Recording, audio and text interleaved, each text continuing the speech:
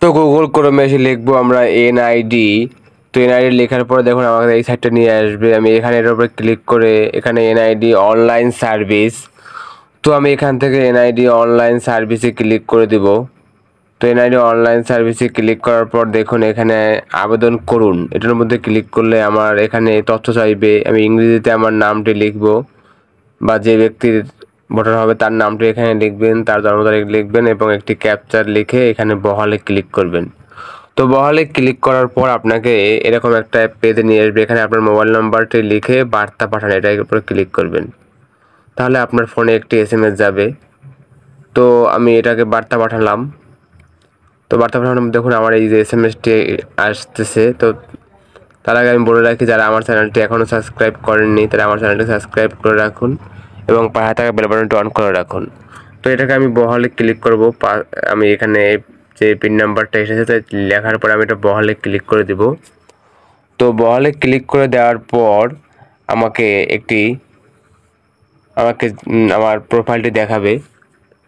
তো দেখুন এই যে আমি লিখতেছি আমার, তো এখানে দেখুন আমার একটি ইউজার আইডি চাচ্ছে এবং পাসওয়ার্ড চাচ্ছে। এটা আমি আমার ইচ্ছা মতো ইউজার আইডি এবং পাসওয়ার্ড সেট করে দিব।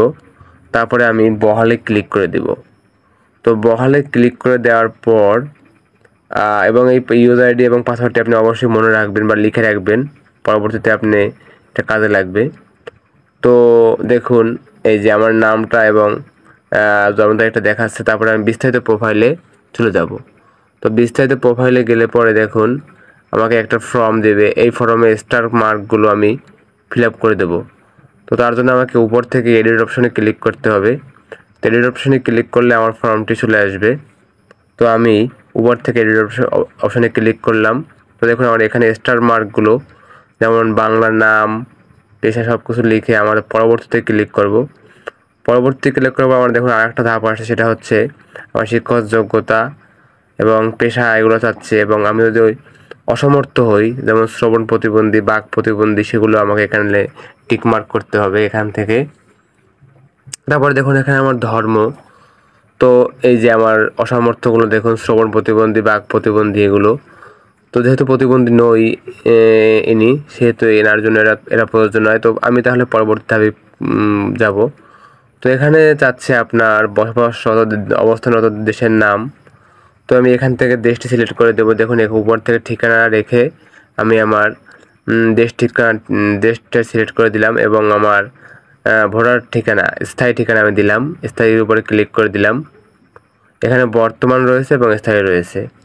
তো আমি স্থায়ীর উপরে ক্লিক করে এবং নিচে দেখুন আমার বিভাগ, জেলা, উপজেলা, মৌজা, হোল্ডিং নং, ওয়ার্ড নং, ইউনিয়ন কাউন্সিল যেগুলো আমার রয়েছে সবগুলো স্টার মার্কগুলো আমি পূরণ করে দেবো শুধুমাত্র। স্টার মার্কগুলো পূরণ করে দেওয়ার পর আমরা পরবর্তী ধাপে চলে যাব। তো উপর থেকে আমরা পরবর্তীতে ক্লিক করে দেব। তো পরবর্তীতে ক্লিক করে দেওয়ার পর দেখুন আমার প্রায় কাজ শেষ হয়ে যাবে। তো এটার উপর আমি ক্লিক করে দিলাম।